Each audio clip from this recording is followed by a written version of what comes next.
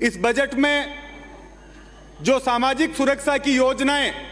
मुख्यमंत्री जी लेकर आए हैं, वो मैं समझता हूं कि किसी भी सरकार के लिए सबसे जरूरी अगर कोई योजना लाना है या बजट लाना है तो वो योजनाएं होगी, जिसमें चाहे सिलेंडर 500 रुपए का हो, चाहे मुफ्त की बिजली देना हो, चाहे चिरंजीवी योजना को 10 लाख से 25 लाख करना हो, चाहे ओपीएस में सभी कर्मचारियों को शामिल करना हो। इसके अलावा जो 30,000 सफाई कर्मचारियों की भर्ती इस बजट में लाई गई है, उन सभी से मैं समझता हूं कि इस राजस्थान में एक सामाजिक सुरक्षा का माहौल प्रत्येक वर्ग के लिए बनेगा। माननीय सभापति महोदय, इस बजट में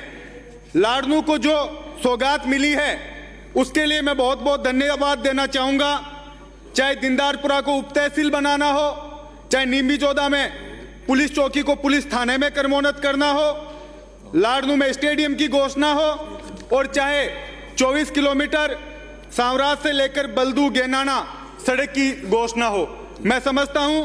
कि लाडनू के इतिहास में लाडनू के लिए एक विकास के लिए, सर्वांगीण विकास के लिए इन घोषणाओं से बड़ा फायदा लाडनू वासियों को मिलेगा। इसके अलावा सभापति महोदय, मैं निवेदन करना चाहूंगा कि पहले बजट में से लेकर हर बजट में मैंने मांग की है कि एक मीठड़ी कस्बा जो लाडनू से 50 किलोमीटर दूर है और वहां के उस एरिया के जो निवासी हैं उनके लिए एक उप तहसील की मांग मैंने पहले बजट से की है। तो मैं चाहूंगा कि जब मुख्यमंत्री जी वापस रिवाइज भाषण पढ़े तो कम से कम इस मांग को वो ध्यान में रखें। इसके अलावा बड़ुआ को पुलिस थाना बनाने की मांग इससे पहले बजट से लेकर मैंने अब तक की है, जिससे क्योंकि 2 तहसीलों की जो गांव है, कहीं मोलासर थाना, कहीं डीडवाना थाना, और वहां के निवासियों को एक न्याय व्यवस्था, कानून व्यवस्था मिल पाए, इसके लिए उस थाने की सख्त जरूरत है। इसके अलावा लाडनू में उप जिला से जिला अस्पताल घोषणा हो, चाहे चिकित्सा मंत्री जी यहां बैठे हैं, उसमें पीएचसी खारिया, ढ्यावा, कसुम्बी, सूपका, गिडोदा, इन गांवों में पीएचसी की मांग मैंने पहले भी उठाई है और मैं चाहूंगा कि इन गांवों को चिकित्सा के तौर पर यह सौगातें मिले। सीएचसी के रूप में चाहे दयालपुरा हो, जसवंतगढ़ हो, बल्दू हो, रताऊ हो, ये बड़े गांव हैं सभापति महोदय, और इनमें चिकित्सा के लिए कम से कम सीएचसी पीएचसी से क्रमोन्नत होकर इन गांवों में खुले। इसके अलावा सभापति महोदय, जो जीएसएस की मांग मैंने बजट में उठाई थी, उनमें लोडसर, गेनाना, मणु,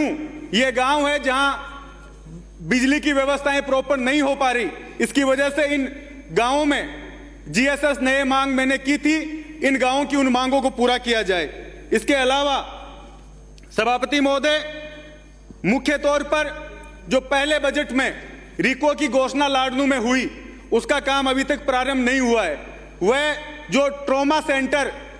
बजट में घोषणा हुई, स्टाफ लाडनू अस्पताल में लगा दिया गया है, लेकिन दूरी की वजह से जो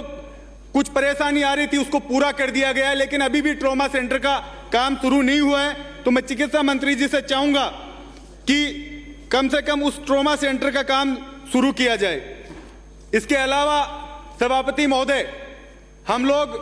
जो मांगे पूरी की है, उसके अलावा जो परेशानियां आम जनता को आ रही है, अगर उन मुद्दों को इस सदन में नहीं उठाएंगे तो मैं समझता हूं कि जो जिम्मेदारी जनता ने हम लोगों को देकर भेजी है वो पूरी तरह से हम निभाने में कामयाब नहीं होंगे। सभापति महोदय, ऊर्जा मंत्री से मैं निवेदन करना चाहूंगा कि जब रबी की फसल अभी चल रही थी, उसमें बिजली की कटौती बार बार हुई और पूरे नागौर में किसानों को बिजली की समस्या का सामना करना पड़ा। और वीसीआर की समस्या, सभापति महोदय, जिस तरह से किसानों को वीसीआर के